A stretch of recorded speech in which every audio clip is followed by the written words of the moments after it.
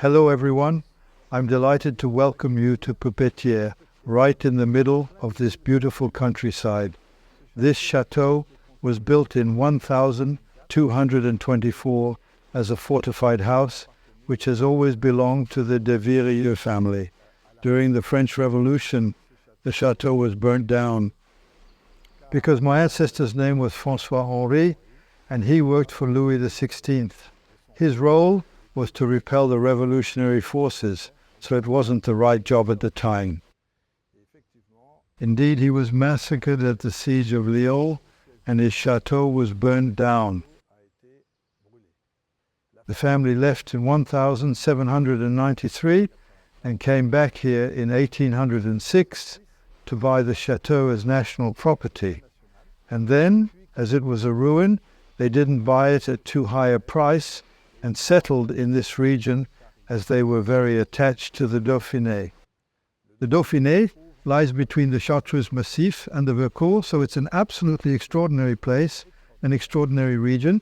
And in the 19th century, a member of our family married well and made his fortune in the glazed tile industry, which also explains the glazed tiles on the roof of this chateau. He took as his architect a famous architect of the time who specialized in medieval castles. His name was Eugène Viollet-le-Duc, and he had just restored Château de Pierrefonds for Napoleon III. So that's what we're going to discover together.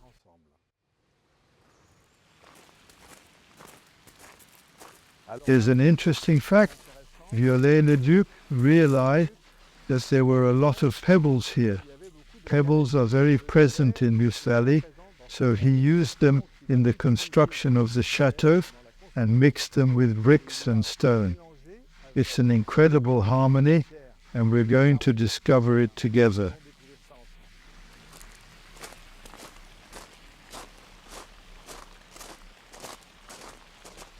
We'll pass by the south side before entering the chateau. In terms of architecture, there are some interesting things to say. So you see, the pebble has been staged here with brick and stone to achieve exceptional harmony. And here too you'll find mullioned windows, just as they did in the Renaissance period. You've got gargoyles, you have loopholes, but the loopholes are decorative because there's no parapet walk behind them. It's all Viollet-le-Duc style. There are also suspended towers, and look how pretty they are. And on the roofs, you'll see weather vanes bearing the Virieu coat of arms. The arms of the Virieu are three circles, three viers, around God, the Father, the Son and the Holy Spirit. So now, with those fine words, let's go inside the castle. So here you see, you're in the entrance hall, and you have at the top the keystone with a cat. Viollet-le-Duc was very fond of cats, and in the architecture of the monuments he designed, he put cats, lots of cats, all over the place. Let's go inside. So you see the atmosphere here, incredible. He bought a tapestry from the end of the 15th century to decorate this room, and it's all painted. The ceilings are painted, the walls are painted, the void didn't exist, it's a whole era. He also bought a beautiful piece of Italian Renaissance furniture, and based on this chest, he created the furniture. He had this bench and this chair made. The chateau had all the comforts of home, including electricity and forced air heating. And there's a vent here. All the rooms were equipped with these vents that blew hot forced air. And then afterwards you'll enter the stairwell, which is absolutely extraordinary. Look at the decor.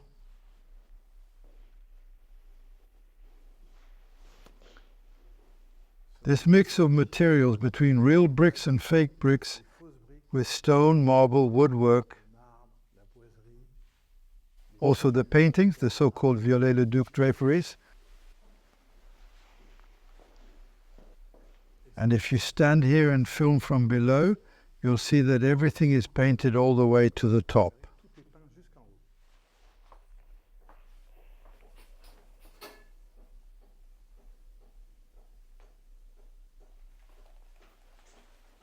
This is the architect's model, Château de Pupetières, Viollet-le-Duc's model.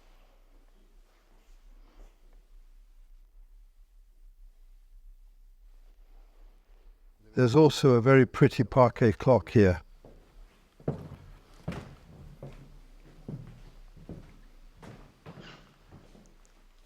And now we come to the salons.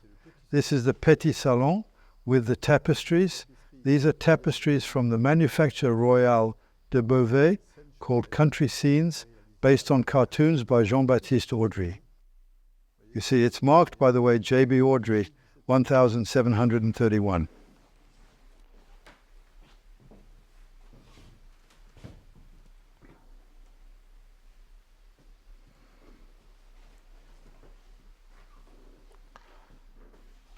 Now we'll move on, if you don't mind, to the Grand Salon. So, look at this incredible decor. With these tapestries too, from the Manufacture Royale de Beauvais, called Port de Mer. The staging you see with paintings, everything is painted, the ceiling, the walls. You have corbels too that support these big beams, which are sculpted and painted, because above this living room you have another 20 meters of architecture, of construction. So all this, you see, supports an incredible weight. Here you have a very, very beautiful fireplace by Viollet-le-Duc, very much in his style, with, on the left, the Virieu coat of arms, on the right, the Vallon coat of arms, and a crowned helmet in the center. You also have a beautiful portrait of Elisabeth de Virieu, born Noailles, who had married Alphonse's son named Wilfrid.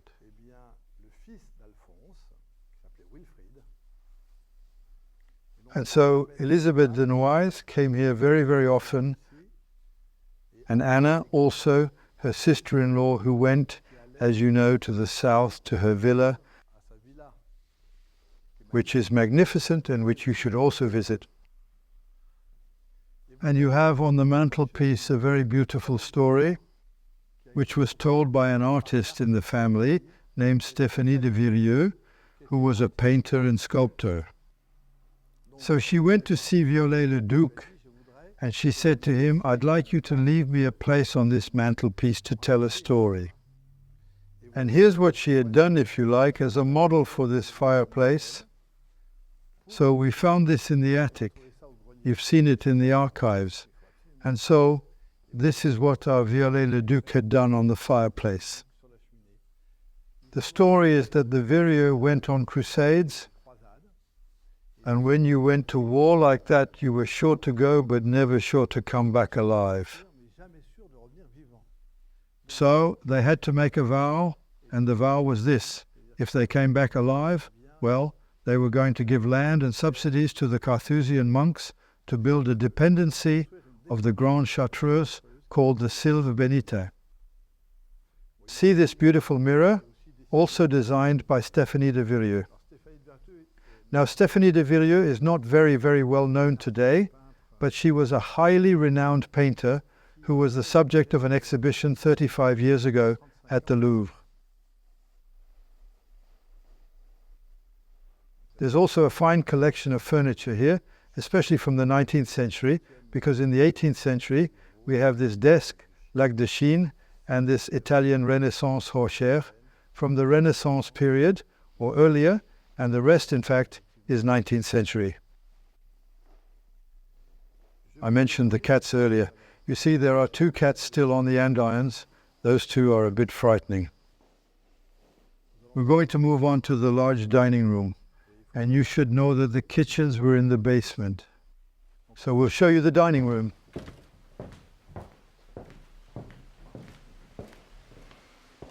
So here, this dining room, the ceiling is a painted decor, so it's not wood. And we restored this ceiling 7 or 8 years ago, but as it's a chateau that's unfortunately not inhabited in winter, we're starting to see some of the material falling off, and we can see the plaster underneath. You have a very pretty china cabinet here made by Stephanie.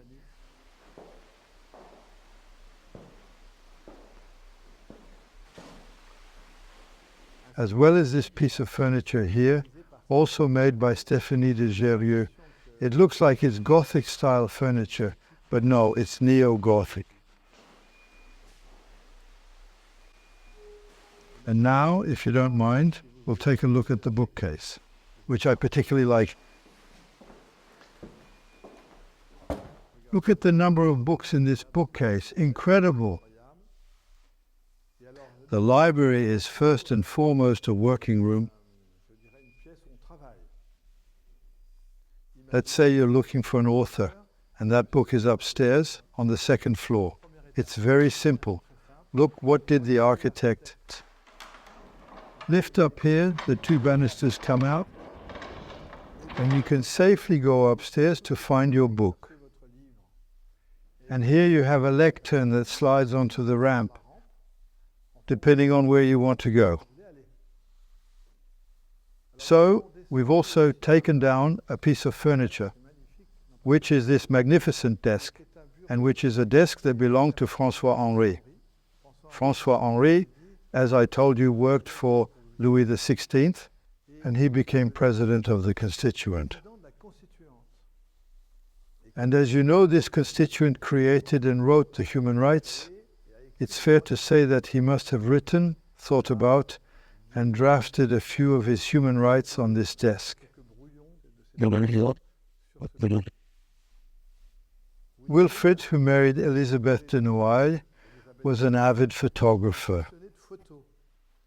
And we have thousands of photos on glass plates, which can be viewed with this camera. The principle is to have 2 identical images on each side to obtain what we call 3D. So we have photos in relief, which is extraordinary. These were the first photos to exist in the late 19th and early 20th centuries. So that was at the time of the chateau, because Viollet-le-Duc built this chateau between 1860 and 1868. I'll show you another library, a small one.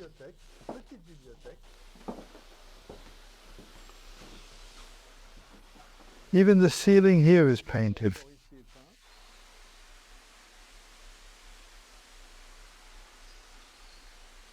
You see, the Virieu are a bit megalomaniacs because the family coat of arms is everywhere.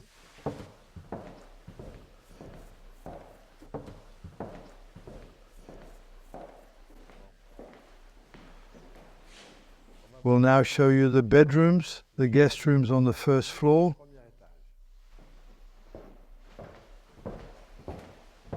Another little detail I wanted to tell you is that among all the portraits you have in the dining room, there's one in particular, you see, which is here, showing the insignia of the Maltese cross.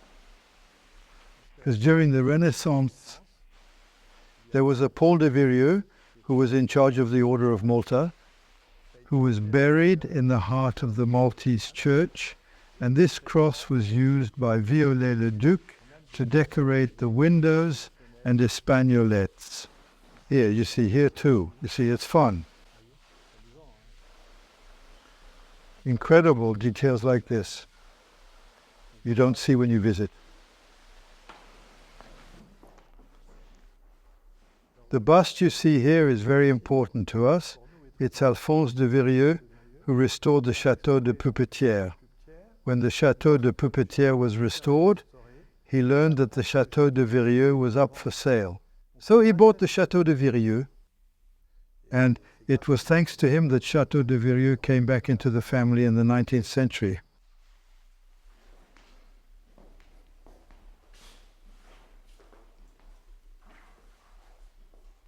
And it was he who brought Viollet-le-Duc here, of course.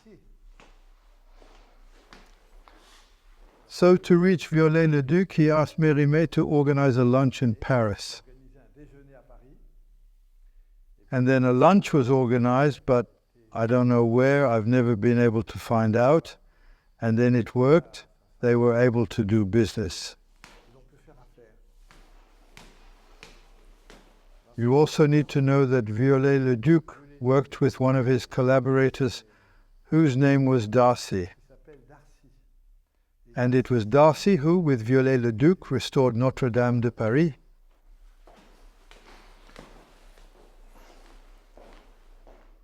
So these rooms you're about to see are not usually open to the public because they're on the first floor, and from a security point of view, it's complicated to get the public up to the first floor. You see, even here we have paintings that we've restored but haven't hung up yet.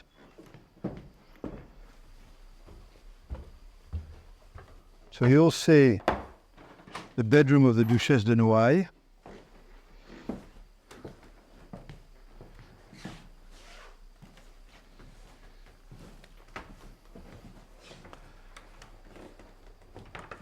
This room was created for Alphonse's son, named Wilfrid, who married Elisabeth de Noailles. That's why this mantelpiece bears the name N.V. Noailles-Virieu.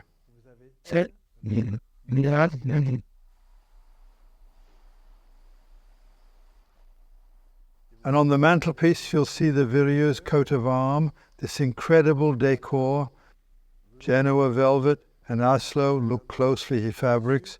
Everything is all hand sewn. Incredible, isn't it? So it's a beautiful decor from the 19th century. Then there's a funny little anecdote. These fabrics, as you can see here, which cover the seats, were donated by someone who looked after the Famille de France, because François-Henri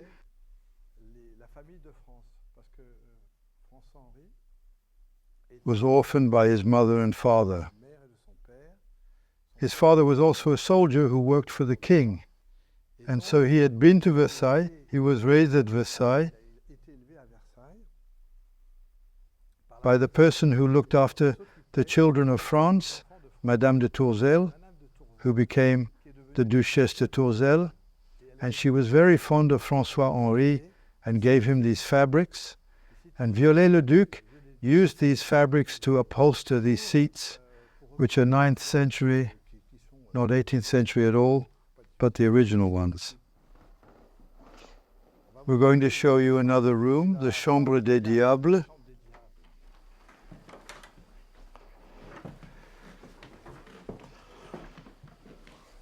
It's a highly original room, created by Stéphanie de Verneuil. Look at these incredible decorations with devils everywhere. On the seats, even on the bed. Look at the little devils everywhere. The finesse, the lampshades, the tea set on the nightstand. It's original. It's a whole era, a whole atmosphere. But you see, there's still Christ here. Because Stephanie was very religious and devout.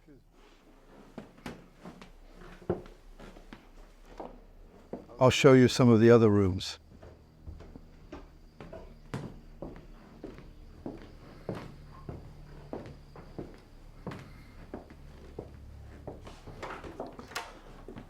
Here's this beautiful room. And this bed was also made by Stephanie. See these four here? There's one with bark, there's one with lilies, and others too, in different decors. And it's always the same napkin fold that's used in the woodwork. And then there's an incredible array of furniture.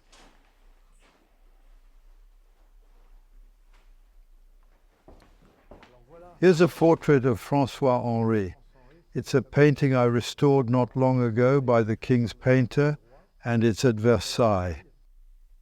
It's very interesting because when we restore paintings today, we always do a history, and we know what this desk is, for example. We know that it's a crescent stamped desk that was at Versailles. It's always interesting to have competent people do this, because there's always historical research involved.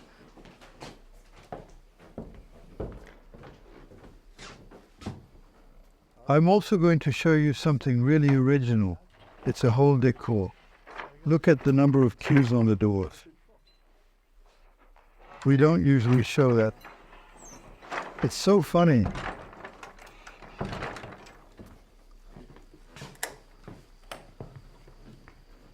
Let's go up to the chapel. Here you are in the chapel. Look at this incredible decor. We are also lucky enough to have a relic of the real cross, which was erected in the 19th century by Viollet-le-Duc. I'm going to show you something quite amusing. You're going to go to the other side, and I'm going to show you this.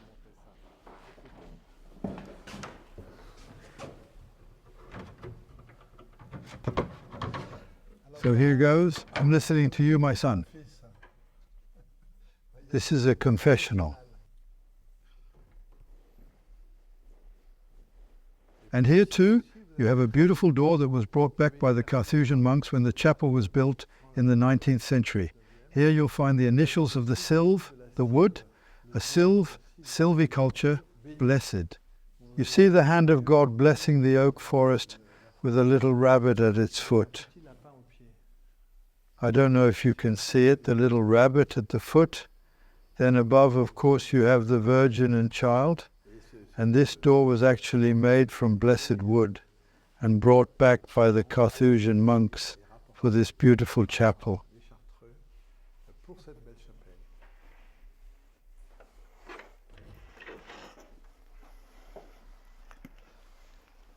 So here we'll now take a look at the roof with its glazed tiles, which were the specialty of Alphonse, a glazed tile manufacturer. These were restored 10 or 15 years ago.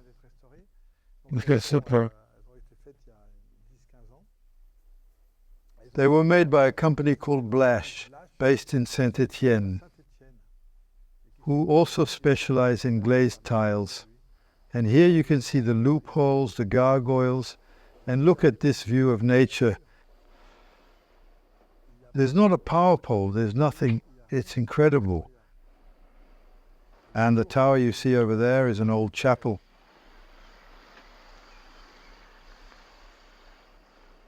So I really like this place, I'm very attached to it. And I hope I've inspired people to come and visit